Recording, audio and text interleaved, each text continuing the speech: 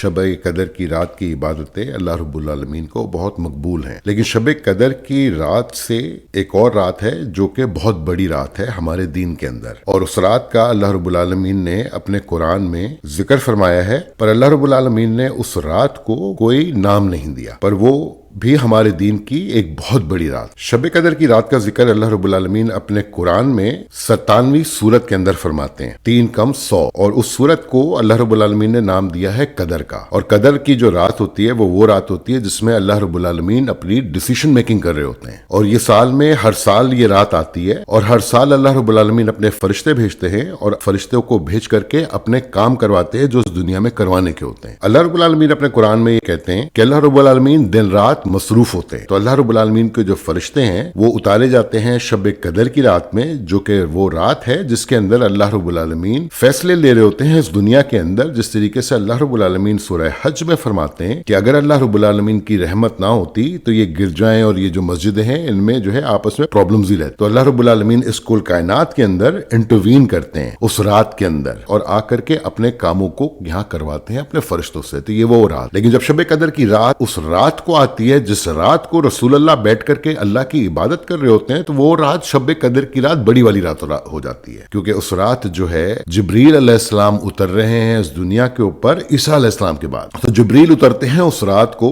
اللہ کا کلام لے کے رسول اللہ کے اوپر، اور وہ رات بن جاتی ہے شب قدر کی رات، اور اس رات کو اللہ تعالیٰ اتنی عزت دے دیتے ہیں کہ اس رات میں جب ہم عبادت کرتے ہیں تو وہ عبادت ہماری جو ہے وہ ہزاروں مہینوں کی ہو جاتی ہے، اور اللہ رب العالمین اس سے خوش ہو جاتے ہیں۔ جو دوسری رات کا اللہ رب العالمین نے ذکر کیا ہے، اس رات کی جو بڑائی ہے وہ یہ ہے کہ اس کی کوئی اللہ رب العالمین نے ٹائم لائن نہیں فکس کری ہوئی کہ وہ کب ہوئی تھی رات، لیکن وہ ایک رات ہے جو کہ بہت بڑی مسٹری ہے ہمارے قرآن کے اندر، اور ایک بہت بڑی رات ہے وہ۔ جب شب قدر کی رات ہوتی ہے تو ہمیں اس چیز کی انفارمیشن ہے کہ وہ آخری عشرے میں ہوتی ہے، لیکن جو یہ والی رات ہے اس کی ہونے کی جو انفارمیشن ہے وہ ہمیں پتہ نہیں ہے، تو اگر اس رات کو ہم نے ڈھونڈنا ہے تو ہمیں سال کے 365 دن اللہ کی عبادت میں گزارنے پڑیں گے، تو وہ ایک رات آئے گی جو رات آپ کو سال میں مل جائے گی، وہ رات ہر سال آتی ہے۔ اس رات کا ذکر اللہ رب العالمین فرماتے ہیں سورہ طٰہٰ کے اندر۔ سورہ طٰہٰ 16ویں پارے میں آتی ہے اور قرآن کی 20ویں جو ہے وہ سورت، اور اللہ تعالیٰ اس میں موسیٰ علیہ السلام کا ذکر فرماتے ہیں کہ موسیٰ علیہ السلام ایک رات کو ایک جگہ آگ جلتے ہوئے دیکھتے ہیں، اور جب وہ وہاں پہنچتے ہیں تو اس جگہ کے اوپر اللہ رب العالمین موسیٰ علیہ السلام سے کلام فرماتے ہیں۔ اللہ رب العالمین فرماتے ہیں شب قدر کے بارے میں کہ انا انزلناہ فی لیلۃ القدر، کہ ہم نے اتارنا شروع کیا لیلۃ القدر کی رات میں قرآن کو، وما ادراک ما لیلۃ القدر لیلۃ القدر خیر من الف شہر تنزل الملائکۃ والروح۔ اور اللہ رب العالمین یہاں بتاتے ہیں کہ جبریل علیہ السلام نیچے آتے ہیں اللہ رب العالمین کا کلام دینے کے لیے رسول اللہ کے پاس، اور اس رات میں موسیٰ علیہ السلام کے پاس اللہ رب العالمین نیچے آتے ہیں اپنا کلام کرنے کے لیے ایک پیغمبر کے ساتھ ڈائریکٹ، تو وہ رات ہے جو سال میں ایک ہی دفعہ آتی ہے، اور کس رات میں آتی ہے اس کا ہمیں علم نہیں، اور اگر اس رات کو ہم حاصل کرنا چاہتے ہیں تو ہمیں اپنی عبادت کی، اللہ کے احکامات کی، اللہ کی کتاب کی، اللہ کے پیغمبروں کی، اس چیز کے بارے میں ہمیں کانشیس ہونا پڑے گا کہ ہم کس کانشیس کے ساتھ اس دنیا میں چل رہے ہیں، جس دنیا میں ہم رہتے ہیں۔ اور یہ اللہ رب العالمین کی جو کتاب ہے سبحان اللہ، اس میں اللہ رب العالمین انسان کو بتا دیتے ہیں کہ اس کی اوقات کیا ہے، اور وہ اس دنیا میں کیوں ہے، اور وہ کیا کر کے آیا ہے اس دنیا میں، اور وہ جس دنیا میں زندگی کو وہ جی رہا ہے وہ کیوں جی رہا ہے، تو اللہ رب العالمین اپنے قرآن میں ہر چیز صفائی کے ساتھ بتا دیتے ہیں ایک انسان کو کہ اس نے اللہ رب العالمین کی عبادت کرنی ہے۔ سب سے پہلا کام اللہ رب العالمین کی عبادت ہے، اور دوسرا کام اس کے احکامات کے اوپر چلنا ہے، اور ہمارے پیغمبر صرف اللہ کے احکامات کے اوپر ہی چلتے تھے، اور جو لائف سٹائل ان کا تھا وہ اس زمانے کے حساب سے ان کا لائف سٹائل تھا،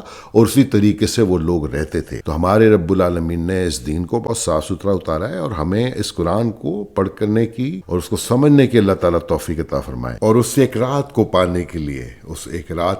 کے لیے جس رات کو اللہ رب العالمین نے موسیٰ علیہ السلام کے ساتھ کلام فرمایا تھا، ہمیں اپنی زندگی کے 12 مہینے ہر رات شب قدر کی طرح عبادت کرنی پڑے گی، ایک دفعہ 12 مہینے 1 سال، تب جا کر کے وہ ہمیں ایک رات ملے گی جس رات میں اللہ رب العالمین خود نیچے آ کر کے ایک پیغمبر سے خطاب